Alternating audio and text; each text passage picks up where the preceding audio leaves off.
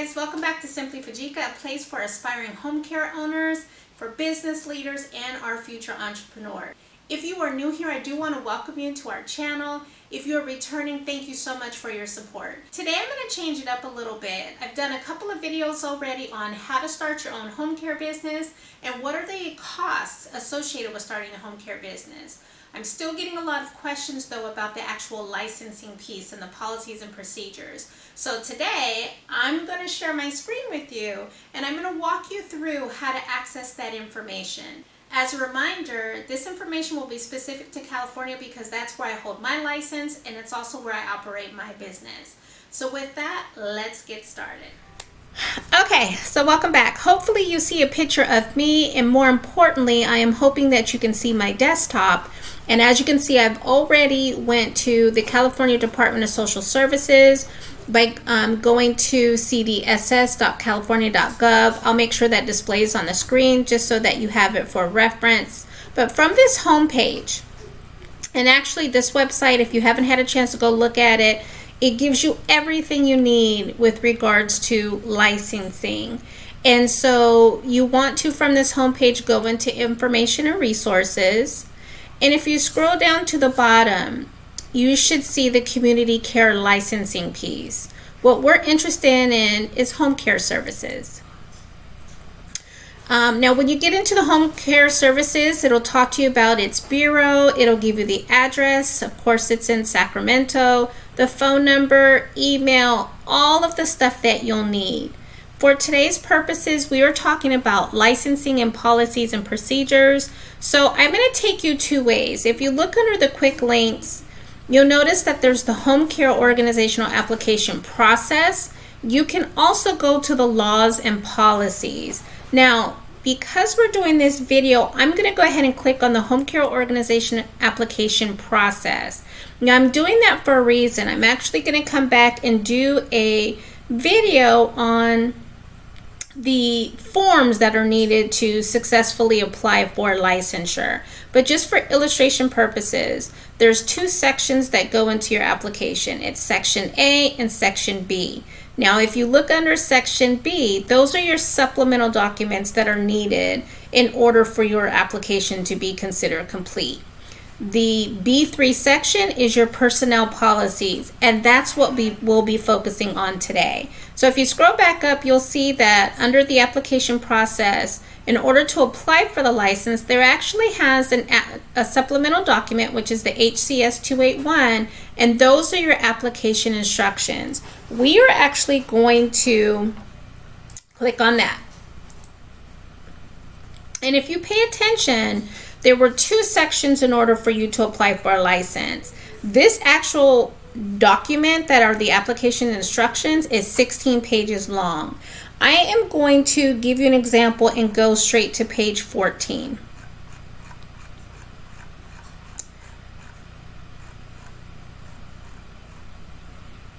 So 14 is your actual personnel policies. Now, I wanted to show you this for a couple of reasons.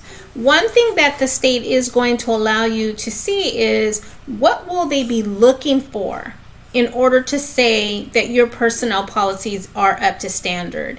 And if you look here, it mentions or it calls out a couple of things. The first is the abuse reporting procedures, and the second is the hiring practices. Both of these things are called out here. So you know that your policies and procedures have to, at the very minimum, contain abuse reporting procedures and also the hiring practices. But if you take a look, let's look in the hiring practices. The documentation must include the organization's plan of informing employees that conditions of their employment include fingerprint clearance, statement of prior criminal convictions, TB clearance, and registration on the home care agency. So if you wanted to know if I need to successfully hire a home health aide for my home care agency, what are the requirements that I need to set forth? Well, it tells you right here. You need to have a statement of no prior criminal convictions. There needs to be a fingerprint clearance. There's got to be a TB clearance. And there's got to be a registration to the home care aide registry. And so you will take that information and translate that to your home care policies and procedures. so that you are in line with the California Department of Social Services and you're setting your agency up for success.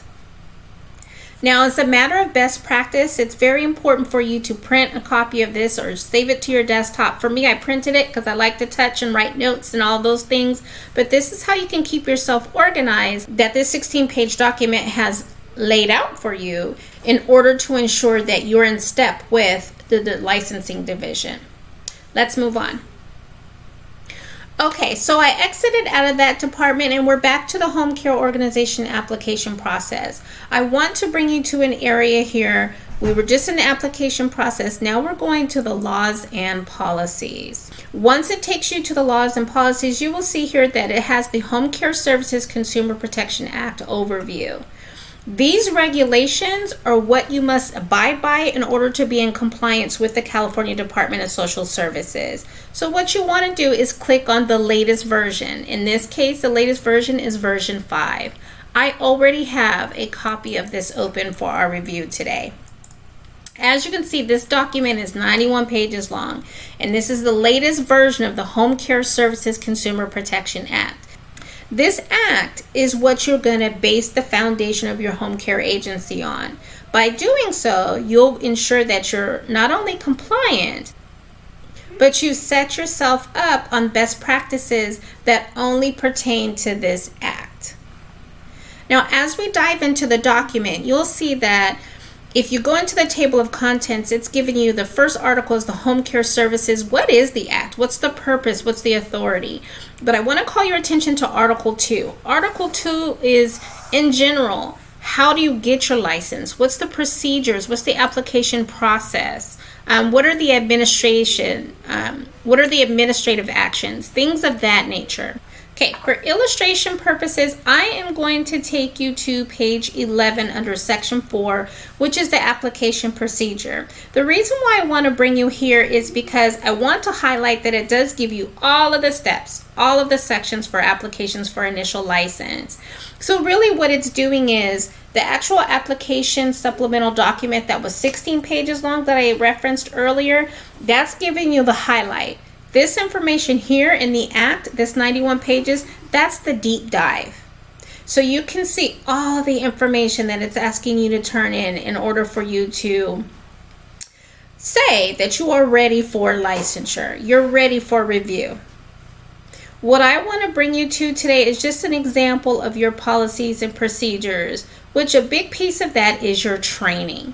So if you look on page 18, it's telling you what your affiliated home care aid training plan has to include. So it's telling you what your affiliated home care aid training should look like. There has to be entry-level training, which is their orientation, and then they also need to know, so in their orientation, there has to be a written description of the objectives. What was your plan for the day? What was the agenda? What was the title of the person delivering the training? How long was it? Things of that nature. And then secondly, your program has to include annual training. So not only what does it take for them to actually safely on board with you, but each year, what does the continuing education look like so that you can remain up to date on your principles and standards of care that you're delivering to your patients. And if you notice for the annual training, it's saying here also that there's a written description of objectives, same thing, title, duration, what's the title of the person, who was the instructor, and what was the core competency that went along with that training. So I bring this up to illustrate to you a copy of my actual entry level training. So as you can see, my policies and procedures is 63 pages long. But part of that is that entry-level training that we were talking about, which includes the orientation. There's a competency checklist. Here's my annual in-service training. So I use that as an example to say, as the state is highlighting for you what their expectations are, you should be coming back to your own policies and procedures and mimicking that so that you know that you're following those best practices and you're in compliance. It's the best way to stand up your home care agency. So remember, it's very important that as you onboard your employees, that you bring them onto what the expectations are, and you want to set that bar high because you want to make sure that your expectations align with the service that your patients will be receiving. And so really you want to tell them, what is your vision? What is your mission? Who are you as a company?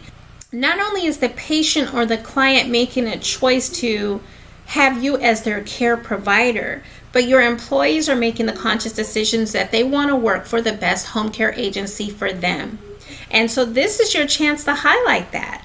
Who are you? That's what your vision and mission is it lets either the employee or the patient know who you are and what sets you apart from other home care agencies. In addition to that, what are your services? What do you provide? What are you saying you can do for that patient? And then also, what are you expecting your employees to do in order to live up to those services?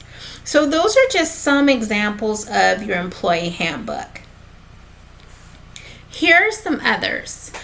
So I know some of you were like, okay, that's a great example for training, but what are some other things that I need to include in my employee handbook?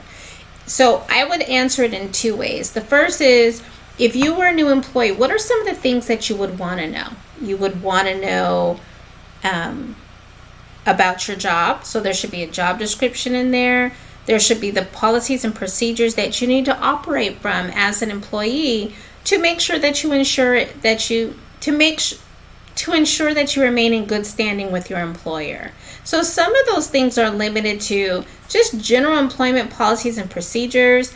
There could be an anti-discrimination policy, anti-harassment policy. What's the discipline policy? Health and safety is a huge policy for our line of business. You want to make sure that you're transferring people in a safe manner. You want to make sure that you're able to provide care in such a way that you are not harming anyone. You don't want to harm yourself either. So proper lifting techniques, proper body techniques, all of those things should go into your health and safety policy. Your compensation policy. When should a person expect to get paid? How will they get paid? Employee benefits. Are they receiving any vacation time? What does the overtime look like? Do they receive health care benefits? What are the work conditions and hours?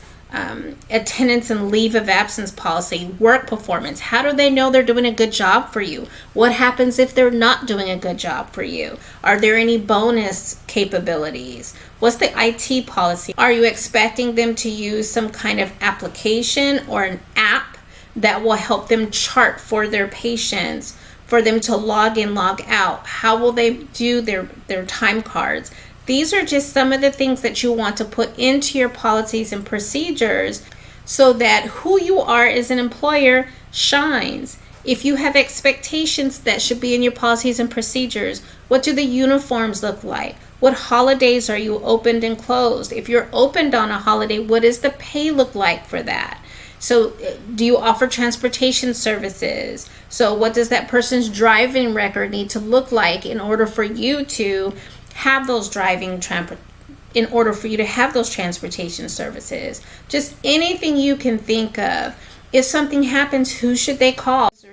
Who's their first line supervisor? Who should they be in contact with if they need to call out or if they can't make their shift? Is it their responsibility to find backup, or should they let you know within 24 hours so you can find that backup?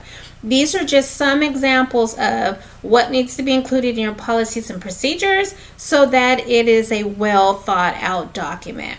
I know it can seem overwhelming. It's hard, but as you get started and do little by little, for me, it took me a few months to put my policies and procedures together. 63 pages later, I think I do have a great policy and procedures that represents Pristine in-home care, and more importantly, that represents me.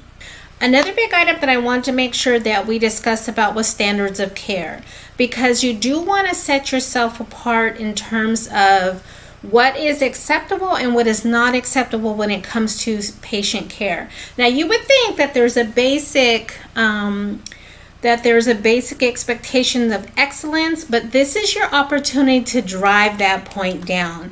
If you expect nothing less than excellent, you want to define what excellent means to you, and you want to make sure that that is represented in your policies and procedures. Items that I wanted to make sure that I had covered with you today are emergency procedures. What happens if there's a fire? Are there any directives? Should your patient code? How do your employees report suspected abuse? All of those things are very important and have to be noted, because if you don't put that in your policies and procedures and you hire someone, how would they know how to deal with those items in case they happen? Now, we hope and pray that they don't. However, you have to make sure that there's procedures in place should those things arise. Okay, guys, so I really and truly hope that that was helpful.